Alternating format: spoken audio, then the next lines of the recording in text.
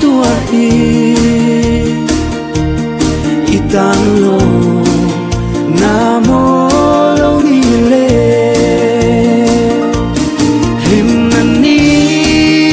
reng re katan hia ko la en silo tu yang le ro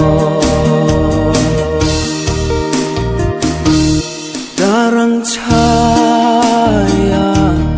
kan lim lai kha le mong de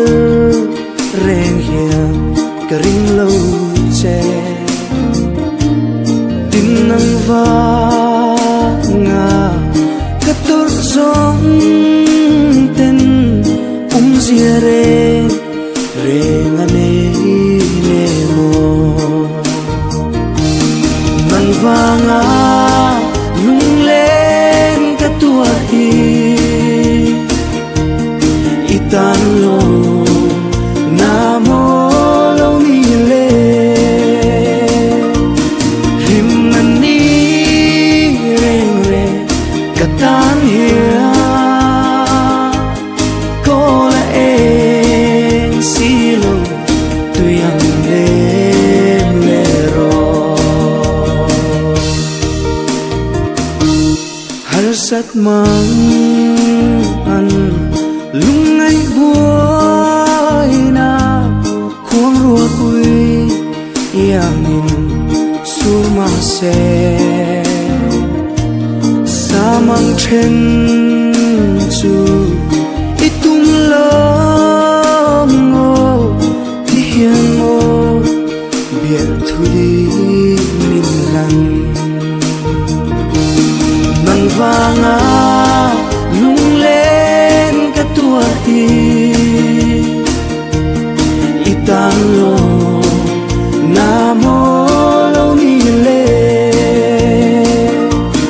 him na ni reng re katan hia ko la en silo tu yang le ro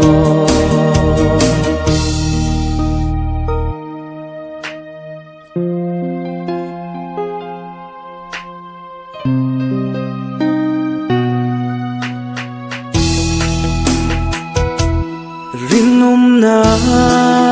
hi e vung reng i la tung silang bia thu kan tia ma di ta puan kun zai re le bui lung to yang ilo ni e nang vanga lung lên ka tua hi itan lo